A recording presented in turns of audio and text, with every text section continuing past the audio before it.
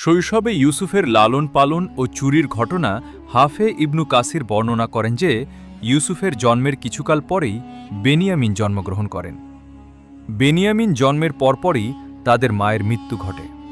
তখন মাতৃহীন দুই শিশুর লালন পালনের ভার তাদের ফুপুর উপরে অর্পিত হয়।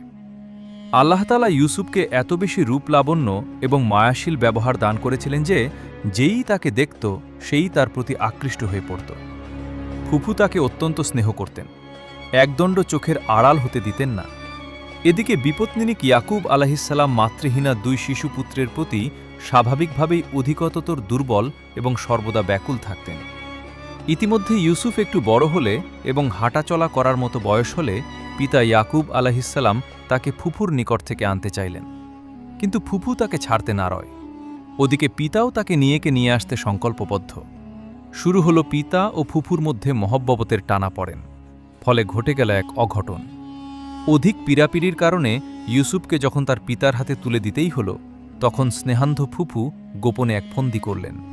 তিনি স্বীয় পিতা হজরত ইসহাক আলাহিসাল্লামের নিকট থেকে যে একটা হাসুলি পেয়েছিলেন এবং যেটাকে অত্যন্ত মূল্যবান ও বরকতময় মনে করা হতো, ফুফু সেই হাসুলিটিকে ইউসুফের কাপড়ের নিচে গোপনে বেঁধে দিলেন। অতঃপর ইউসুফ তার পিতার সাথে চলে যাওয়ার পর ফুফু জোরে সোরে প্রচার শুরু করলেন যে তার মূল্যবান হাসুলিটি চুরি হয়ে গেছে। পরে তল্লাশি করে তা ইউসুফের কাছে পাওয়া গেল।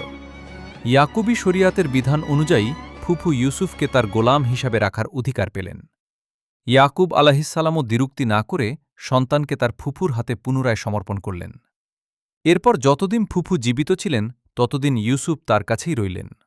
এই ছিল ঘটনা যাতে ইউসুফ নিজের অজান্তে চুরির অপরাধে অভিযুক্ত হয়েছিলেন। এরপর বিষয়টি সবার কাছে দিবালোকের মতো স্পষ্ট হয়ে ফুটে উঠেছিল যে তিনি ছিলেন এ ব্যাপারে একেবারেই নির্দোষ।